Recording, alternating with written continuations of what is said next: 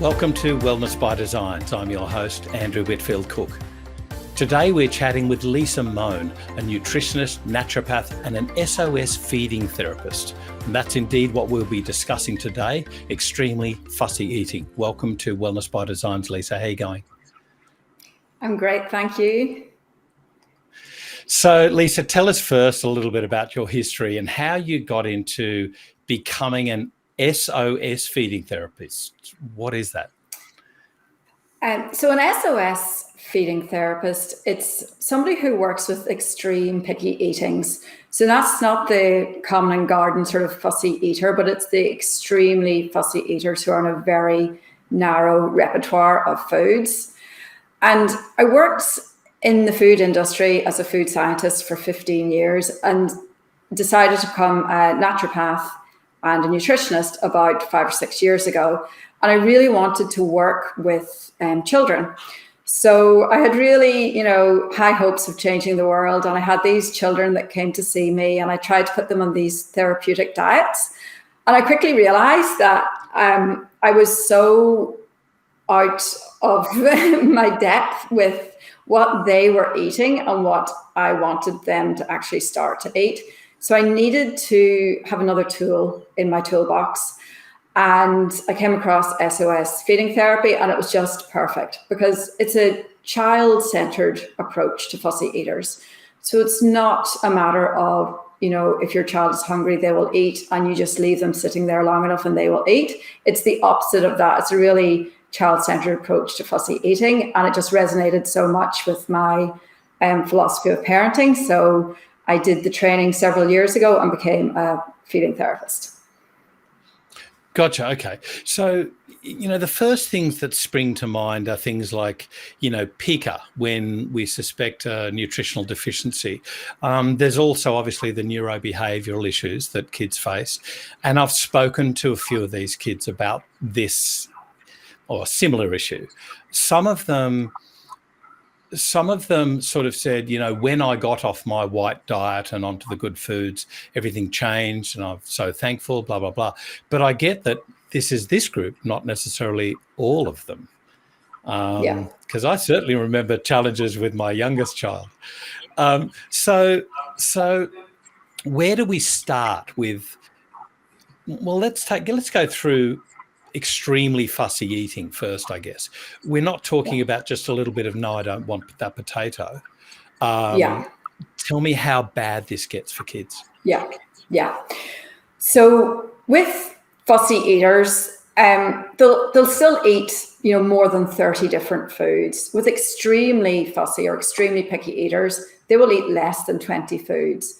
And by food, I mean, one food would be hundreds and thousands tiny teddies. Another food would be sour cream Pringles. So they've narrowed down to specific brands, specific flavor in the brands, and there'll be less than 20 of those foods.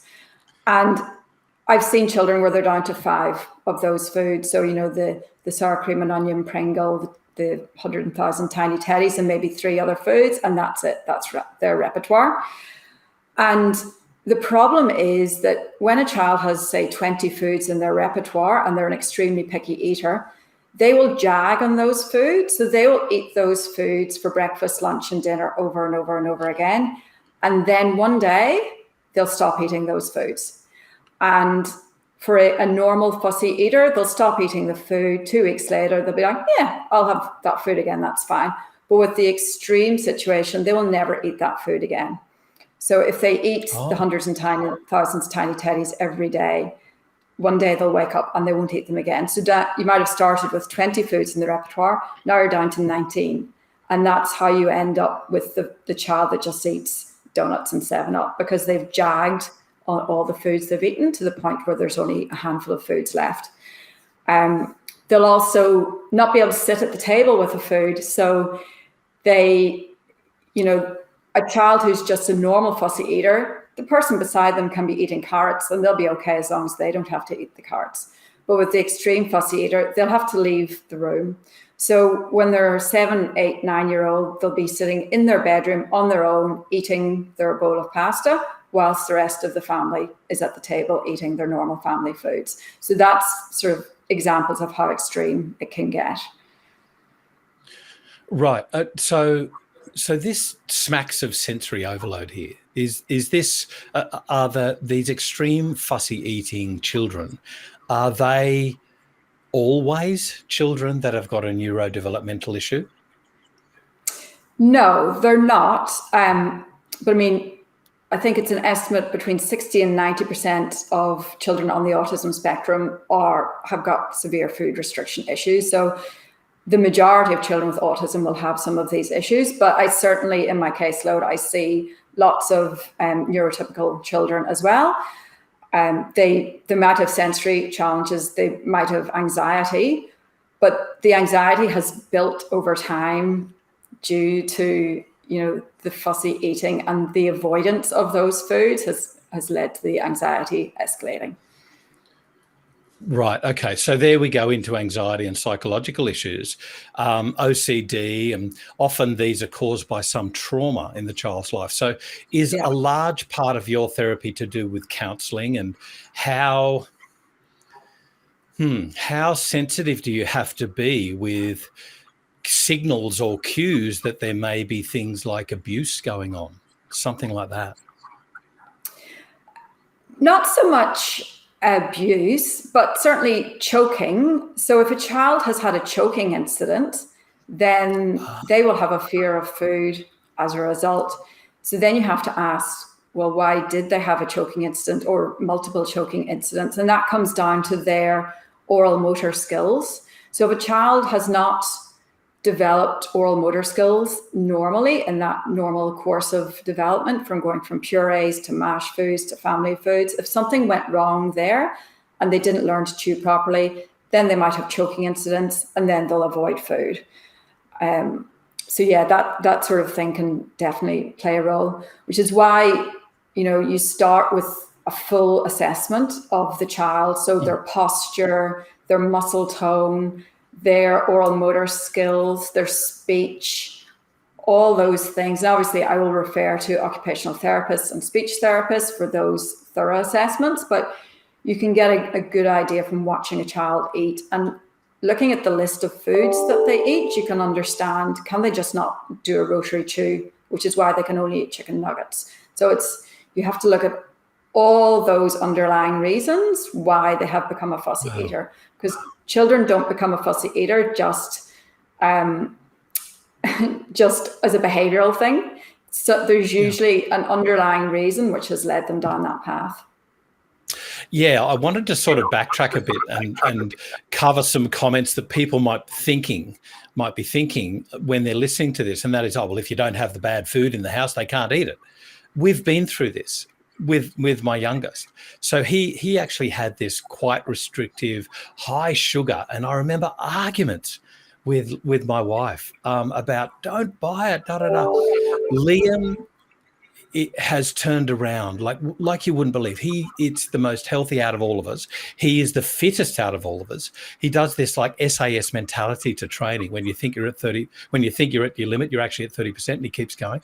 So this extremely intelligent mind, he's a philosopher.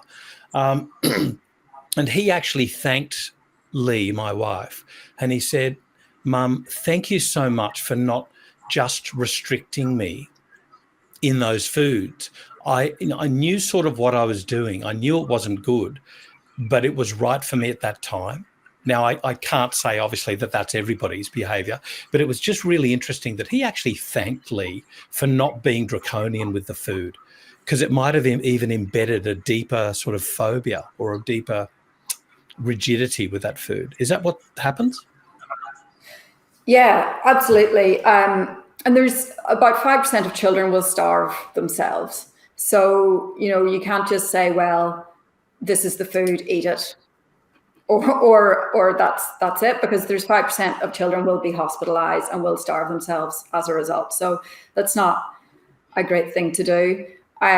And when the children are having that really restrictive, just the white sugary foods, the first thing you do is to expand their range of white sugary foods. So the child that comes to me eating the 100,000 tiny teddies, the first bit of homework that family gets is to buy the variety pack of tiny teddies. So they're having the chocolate tiny teddy and they're having the normal tiny teddy. So it's still high sugary food. It's not like naturopathic food or anything, but it's nudging their sensory system. So if you overwhelm a child's sensory system with food, they will retreat, they will run away, they will go to their room, they will gag and vomit. So you never want to do that. But if you just have to nudge their sensory system very, very slightly, and that small change of going from one flavor of tiny teddies to all the flavors of tiny teddies, it's actually a really big step for those children. And they can make really good progress with that sort of approach of just expanding their repertoire of, the white sugary foods. Right. And another thought that went through my mind was some of those behaviours smacks of anorexia nervosa, but they're not, because they'll eat what they want to. So it's not anorexia nervosa either, is it? No, because it's not body image driven. Mm. And that's with I'm not sure if you've heard of a diagnosis called ARFID, Avoidant Restrictive Food Intake Disorder, which it was a new diagnosis, not very new, probably 7 or 8 years ago, but it's classified as an eating disorder, and therefore the treatment is as a eating disorder like bulimia or anorexia nervosa. But very often that sort of very restrictive eating, it develops because of the underlying skills deficit or sensory issues that you mentioned. And so if you don't address those, you can't address the extreme picky eating. So it is the way we look at feeding disorders, it is very different to looking at something like an eating disorder.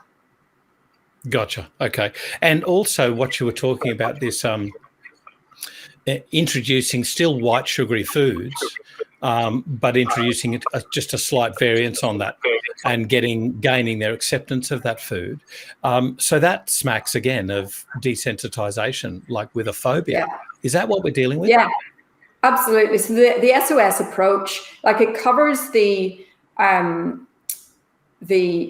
mealtime routines and the postural stability at the dinner table. But the big focus of feeding therapy is systematic desensitization to food.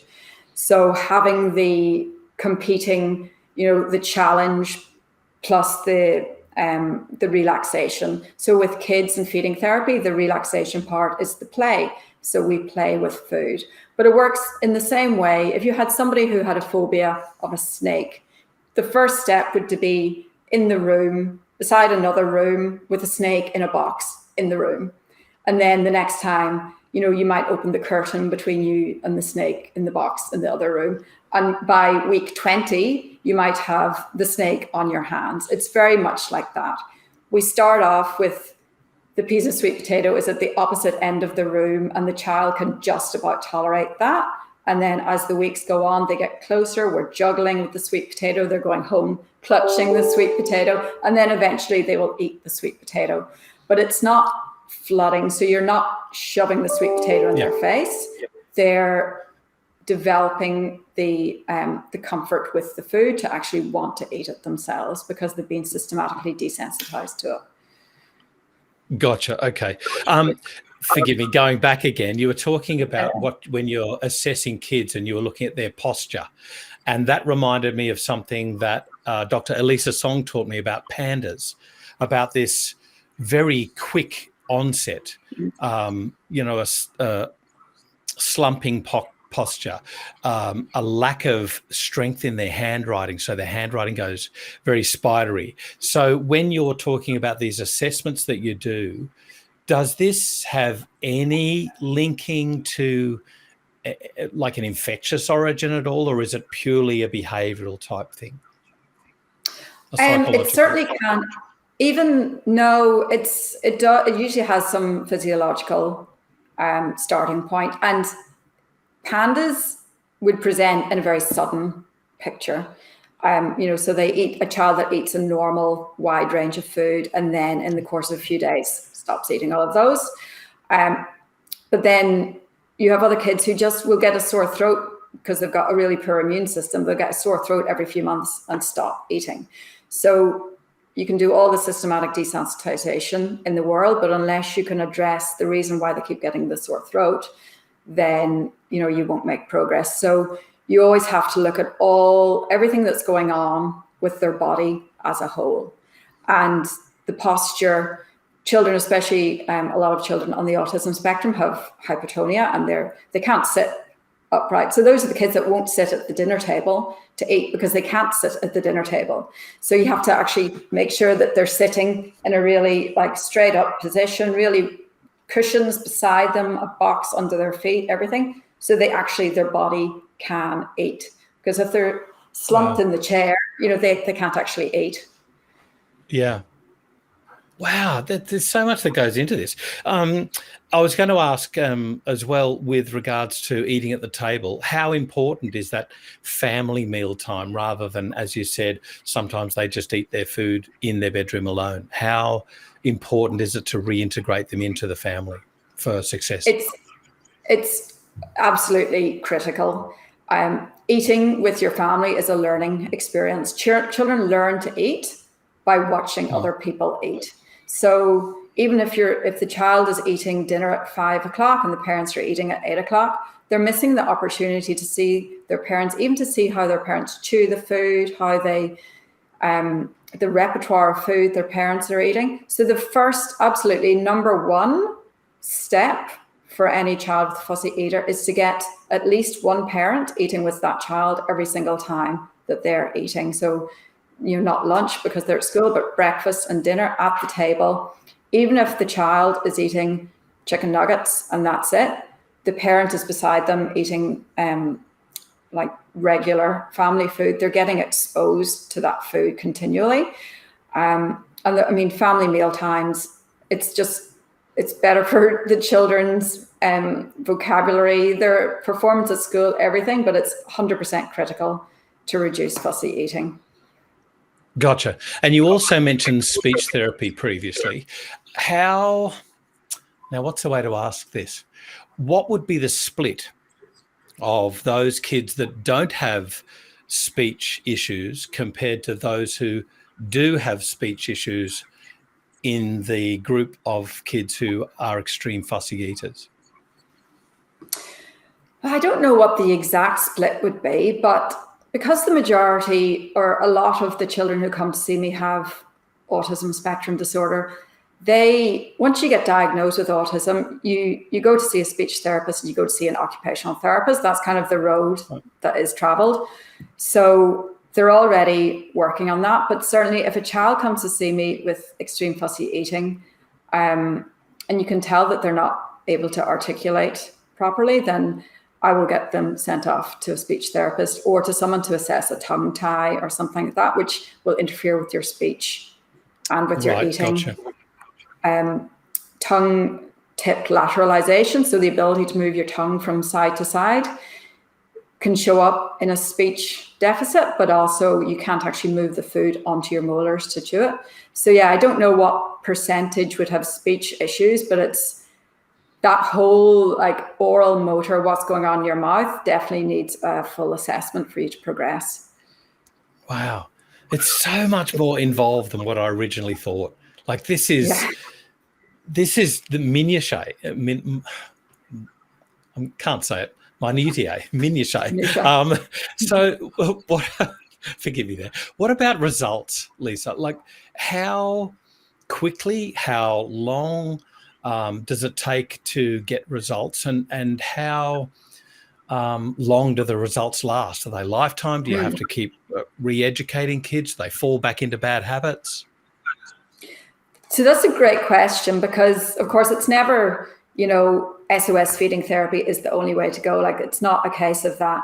So if, for instance, a child was so limited in their eating that they were going to have to get a G-tube inserted, I would not recommend SOS feeding therapy because it's too slow. If they're about to get a G-tube inserted, then they probably need to do a different type of therapy. With SOS feeding therapy, you start to see the results after about 7 sessions.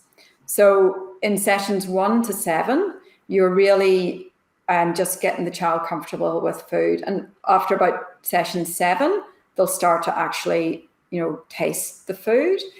You might have to get to session 13 or 14 before they're eating substantial amounts of the food. But the benefit is once they have gone through that process and they're eating the foods, they will not regress again unless they were allowed to food jag. Whereas the quicker methods will get quicker results, but the minute the reward system is removed, the child will fall back into their old habits and start to eat the old food. So SOS feeding therapy relies on the child getting so comfortable with the food that they want to eat the food. And then as long as they don't food jag, so that's like burn out on foods, they won't regress down the track. And it will be a lifelong success. Right. Okay. So I've got to learn that thing. Food jag. Food like jag. So just binging. the child burns out on the food and will just eat the same food, breakfast, lunch, and dinner. So one of the things I get all parents to do is to make sure that they don't repeat the same food for 48 hours. And if you think a child has 3 meals and 2 to 3 snacks every day, if they're only eating 5 foods, they obviously cannot go 48 hours without repeating the food. So say one of their foods is cucumber, which for some reason, a lot of my fussy eaters, the one vegetable they eat is cucumber. Then you have to present the cucumber differently every time you serve it within that 48 hours. So you might have it, when you have it at breakfast time, it's cut in sticks. When you have it at dinner time, it's cut in circles. The next day, it's peeled and cut into sticks. So you just have to change the food slightly so that the exact same food isn't repeated more than once every 48 hours. Right. This is mind-blowing, I've got to say. Like, this is going to the nth degree with food. But like, it does remind me of things like things that I like. It's like, when I say I'll pick up and eat a raw carrot, no probs. But I'd prefer sticks of carrots rather than circles of carrots. And I don't have an eating disorder. Maybe overeating. But it's really interesting how we do prefer foods to be in certain presentations. And that's for people who don't have an issue with food, let alone people who do. I've got to say, Lisa, this is quite amazing how in-depth you go to assess a child, firstly with their issue. You've got to have the patience of a saint because the changes that you're advocating are quite slow.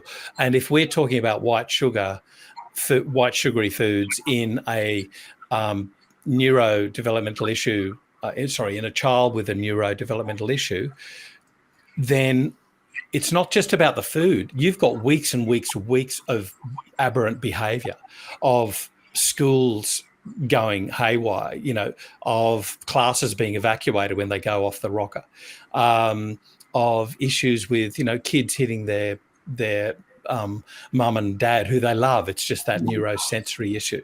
So everybody's got to have the patience of a saint here. I therefore have to ask, what do you see practitioners doing wrong where you have to pick up the pieces and start again? Where should we change our therapies? Well, it has to be a holistic approach. I know that's a really bandied about term, a holistic approach, but that's truly what it has to be. So you have to tackle it from all the angles. So, the sound bite that you always hear about fussy eating with practitioners is it's a zinc deficiency, which absolutely it is a zinc deficiency. And for every child that does therapy with me, we do a hair tissue mineral analysis and we assess the level of their zinc deficiency and we supplement accordingly. But that's a 1/10 of the problem. So, if someone goes to a practitioner and they prescribe a zinc and 2 weeks later, it's like, my child's not eating. That's why it's because it's only look at this small piece of the puzzle. So I think from a practitioner point of view, you need to refer the extreme fussy eaters to somebody who has the broader range of knowledge. In SOS feeding therapy, about 90 to 95% of the SOS feeding therapists in Australia will be speech or occupational therapists. And that's great because they can work on a lot of those oral motor skills, the postural stability, but then they're not going to look at the constipation, which is another big issue, or the reflux. And they won't also have the food skills to know, how to actually desensitize children to a good sort of food. So I think it's calling in that team of experts and not just go, it's a zinc deficiency and we will treat the zinc deficiency. You have to look at the whole child, the whole body, and even the whole family and what's going on, and treat it from every angle. And that's how you get results. And whenever people start on my 12-week program, one of the first things I do is I give all the children a flower essence to take to open their mind to new experiences at dinner time. And by about week 2, the parents will go, oh, it's really strange. Like, my child just ate a vol au vent, or my child just had a pork chop and they've never had that before. Why? Like, what has happened? I was going, it's not one thing. It's not just that we've been giving them a flower essence. It's not just that we've been giving them the zinc. It's not just because they've been having family meal times. It's all those things working synergistically together to get the results. Gotcha. I need to ask you, with regards to zinc, I remember the first instance where zinc was used in children for sore throats was because I think it was a girl with Down syndrome, and she wouldn't take her zinc supplement, but she'd chew it. I think that was the issue. She wouldn't swallow it; she'd chew it, and that's where they started to develop lozenges for kids. Mm-hmm. But you could be dealing with kids that are quite young. Do you tend to change the administration, the presentation of the zinc that you use, like liquid zinc or, chewables, things like that? Yeah, so I use all of those. I use liquid, I use chewables, and I use transdermal as well.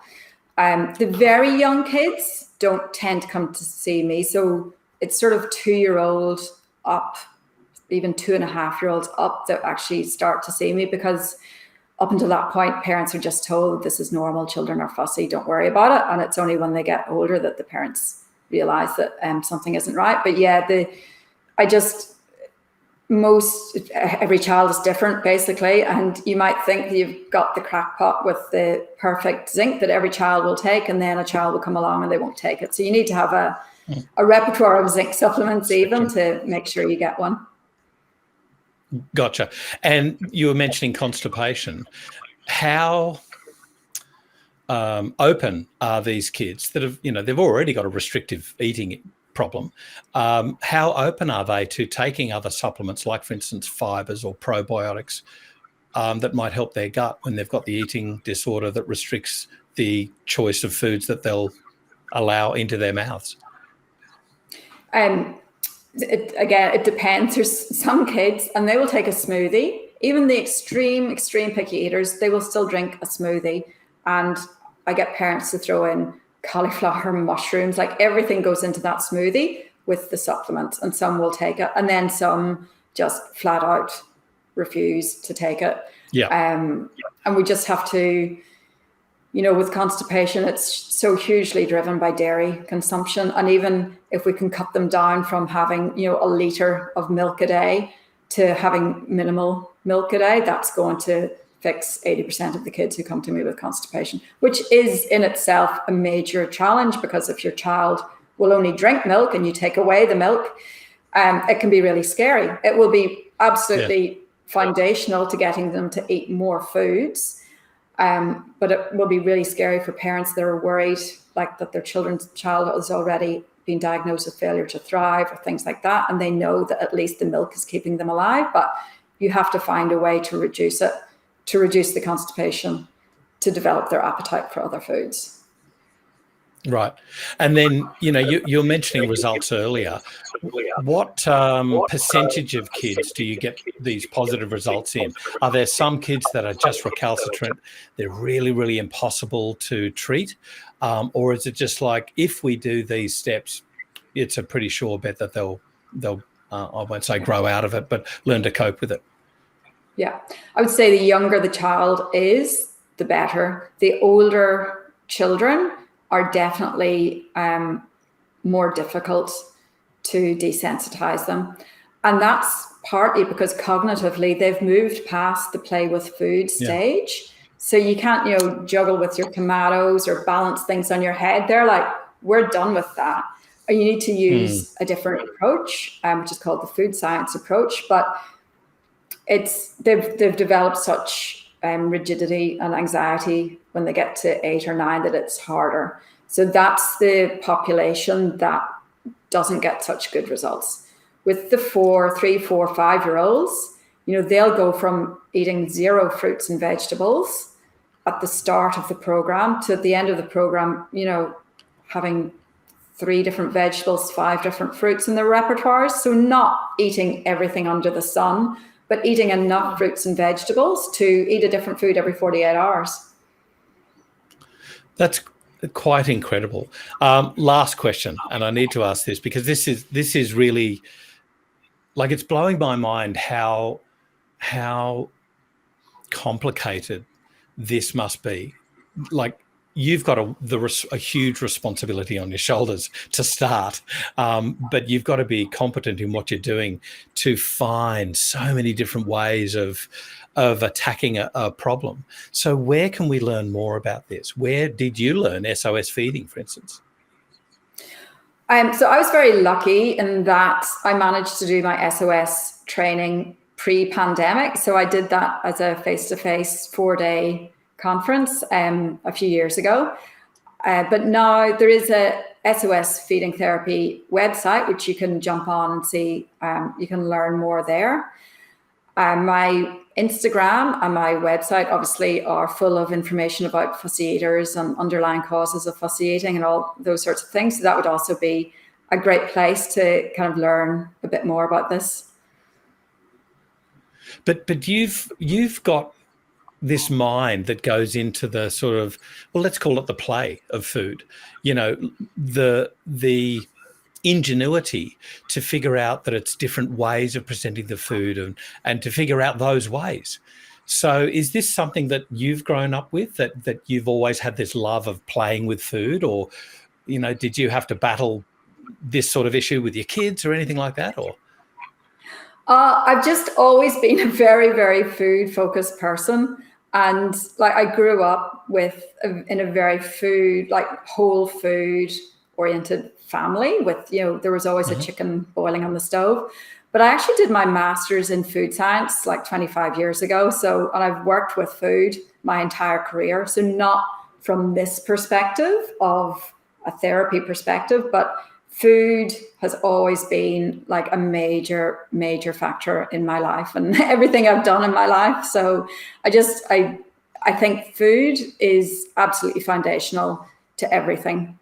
And if you don't have a solid diet, then it's really difficult to make any changes with your child's health.